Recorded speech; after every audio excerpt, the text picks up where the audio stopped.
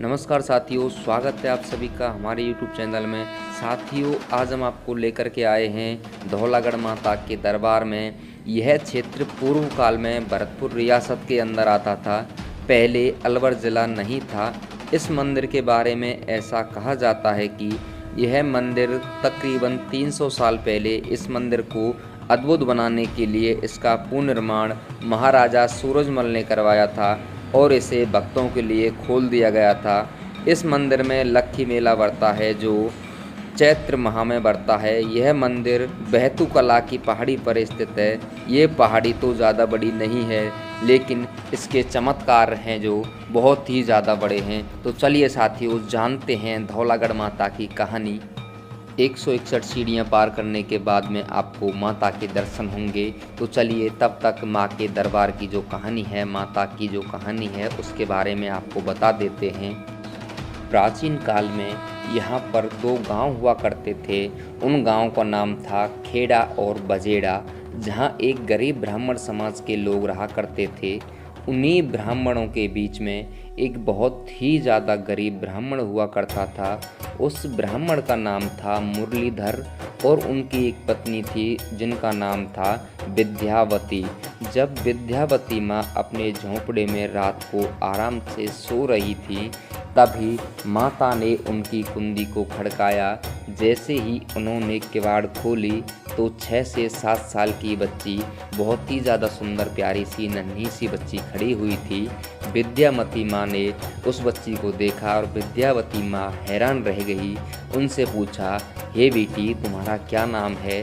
तभी धौलागढ़ माता ने कहा, आप माँ अंदर तो लेकर के चलिए, मैं आपको अपना परिचय अंदर ही दे दूंगी। तभी धौला माता ने विद्यावती माँ से कहा, हे माँ, मैंने तुमको अपनी माँ बोला है। वैसे तो मैं अधिधात्री देवी हूँ और मैं आपकी बेटी बनकर अपने भक्तों के कष्ट दूर करने आई हूँ। मैं तुम्हारे गर्भ से अवतार लेना चाहती हूँ। हे माँ, आप डरो मत, मैं तुम्हारी बेटी बनकर आ रही हूँ। इतना सुनते ही विद्यावती माँ ने उस छोटी सी बच्ची को गले से लगा लिया। जब उनके बीच में बहुत सारी बातें हुई, तभी माता ने कहा अपनी विद्यावती माँ से, हे माता, मैं तुम्हारे गर्भ से अवतार लूँ तो तुम किसी अड़ोसन पड़ोसन को अपने पास में बिल्कुल मत बुलाना, या फिर किसी दाई वगैरह को बिल्कुल भी मत बुलाना। मैं खुद एक जगत जननी हूँ, मैं स्वयं अवतार ले लूँगी और मेरे अवतार लेते ही तुम मुझे अपने पास में मत सुलाना। और जो बच्चों के पैदा होने के बाद में ही जो गुड़ और चीनी का मीठा पानी पिलाया जाता है, वो भी आप मुझे मत पिलाना। और माँ, आप मुझे अपना दूध भी मत पिलाना, मैं स्वयं ही अपना पालन पोषण कर सकती हूँ। हे माँ, आप मेरा नामकरण जब करें तो मेरा आपसे विनती है, आप मेरा नाम धौला रख देना और ये बात किसी को भी मत बताना।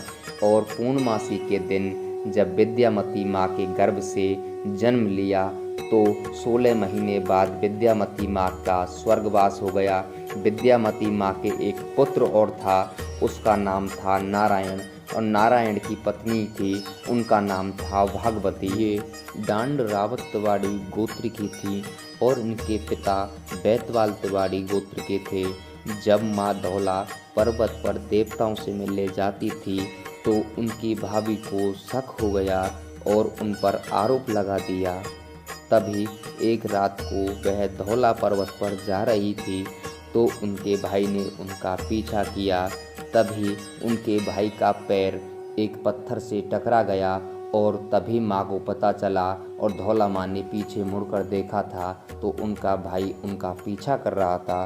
तभी माँ बोली, हे भाई, पहले तो राम ने सीता पर शक किया था और आज आप मेरे भाई होकर भी मुझ पर शक कर रहे हो। मैं तुम्हें श्राप देती हूँ, जो भाभी के गोत्र के ब्राह्मण हैं वह मेरी परिक्रमा कभी लगाने नहीं आएंगे, और भाई आपके गोत्र के ब्राह्मण हैं जो मेरी धौला सीम में कभी भी पानी नहीं पिएंगे। इतना कह करके माता ये धरती माँ से अरदास करने लगी, हे माँ, आप मुझे अपनी गोद में स्थान दीजिए, मैं इस कष्टी पापी दुनिया में नहीं रहना चाहती हूँ। तभी धरती माँ ने धौला माता को अपनी गोद में बैठा लिया और वह पहाड़ियों के बीचों बीच में समा गई। जिस स्थान पर आज माँ का मंदिर बना हुआ है वो यही स्थान है जहाँ पर माता समाई थी। आज दूर दूर से श्रद्धालु आते हैं और माता के दर्शन करते हैं, माता के दरबार में अपना माथा टेकते हैं और अपनी मन्नतें मुराद पूरी करते हैं। तो चलिए दोस्तों, आगे की कहानी और बताते हैं आपको।